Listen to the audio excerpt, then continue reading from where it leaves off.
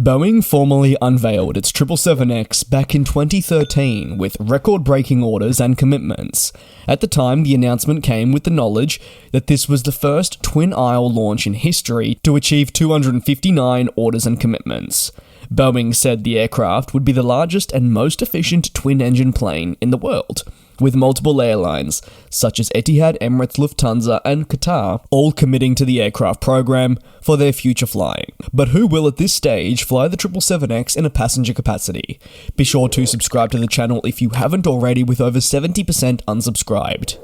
In alphabetical order, I wanted to examine the orders for this jet, beginning with Air India, which is the newest customer for the series, who in February of this year, that being 2023, announced that acquire 10 777-9s as part of their massive revamp to the fleet that includes 470 aircraft from Boeing alongside Airbus. During the most recent Paris Air Show, this was then firmed up. Moving along to All Nippon Airways, a carrier some may forget has actually committed to the 777X. This is thanks to their real lack of mention of the program for quite a period, but still, 18 777-9s are on order, which comes from a deal concluded in 2014. However, initially, this would be a commitment for 20 777-9s. The airline would switch 2 existing commitments for the 777X towards freighters, and this was to address the continued growth that they were seeing with their ANA cargo division. British Airways, they're next on the list, a customer that many are excited to see fly the aircraft. British Airways committed to the series back in 2019, so it is one of the newer commitments, and that indicates the drought that the program has experienced in recent history. The deal included the possibility of acquiring up to 42 aircraft. The specific makeup would see 18 firm orders and 24 options valued at nearly $20 billion. The primary intention of these 777Xs by British Airways was acquiring them to replace the 747s. Albeit at the time of actually committing to the 777X series, delays did not mean that the aircraft would arrive after, say, 2025.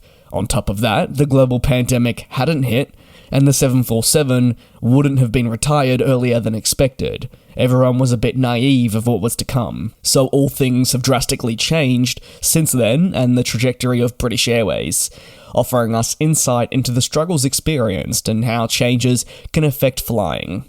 Next, Cathay Pacific, the Hong Kong-based airline, has seen more worse than good come out of it in recent times, but they committed to the aircraft in 2013, hence being one of the earlier customers for the type, and at the moment they have orders for 21 of the 777-9s to support their long-haul flying in the future. Emirates, as I'm sure you're probably aware by taking a look at their fleet, does nothing small, and their story with the 777X has been hugely interesting and documented here on a separate video on the channel if you're interested to understand the ins and outs. But an initial deal for the 777X included 150 total units spread across the 2 variants. Emirates, therefore, immediately became the largest customer of the series, and by a country mile. We've certainly seen that before. A deal for the 777X, though, would later be reduced to 115, and questions around the presence of a 777-8 remain now questionable for the company's plans. Either way, the 777-9 will be playing a pivotal role in their future operations once delivered. Etihad Airways is another one of the customers that has committed to the aircraft and did so in the early stages, announcing their intent to fly 25 of the series, and this was part of their dreaded and also ambitious plans outlined at the time that saw tens of billions of dollars splurged on flashy new aircraft to meet demand seen and also grow the company.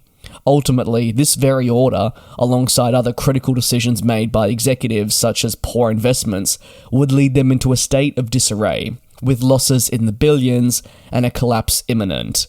However, a turnaround plan that was initiated did mean a handful of years later they were able to return to a stable position, but they were forced to reduce commitments to the series. Now they are the only airline that has committed, according to Boeing, to the 777-8 with 8 firm units on order. However, it also has plans to acquire 17 of the 777-9s and has options for these aircraft too, should it wish to activate them. There are still lots of question marks around the 777X with Etihad Airways, but thanks to their successful turnaround plan at the moment and delays in delivery for the 777X, when this plane does eventually arrive, the company should be in a far better position than when it did order the plane initially in 2013. Lufthansa of Germany is a long-standing customer of the 777X as well and committed to the aircraft during its launch phase. Currently, the airline has 20 firm aircraft on order and 14 options. However, Lufthansa has been equally frustrated by the persistent delays of this jet, and thus has had to change most of its operations around waiting for these planes to arrive. That does mean, especially after the pandemic, bringing back those not so much fuel-efficient quad-engine jets to cover for capacity that the 777X should have ideally been there to serve. Qatar Airways, though, rounds up being one of the largest customers for the aircraft too. 30 orders for the 777-9 exist, with options 50 more, and talks of orders for the 777-8 existing are also present. However, per the latest revelations from Boeing regarding net orders, the 777-8 only has 8 units, so the validity around that Dash 8 commitment remains unclear, as potential adjustments to orders could have very well occurred, as your manufacturer is in constant communication with the airlines to try and strike a deal for compensation. Last but not least, Singapore Airlines has 31 orders for the 777-9 and 6 options should it wish to activate those.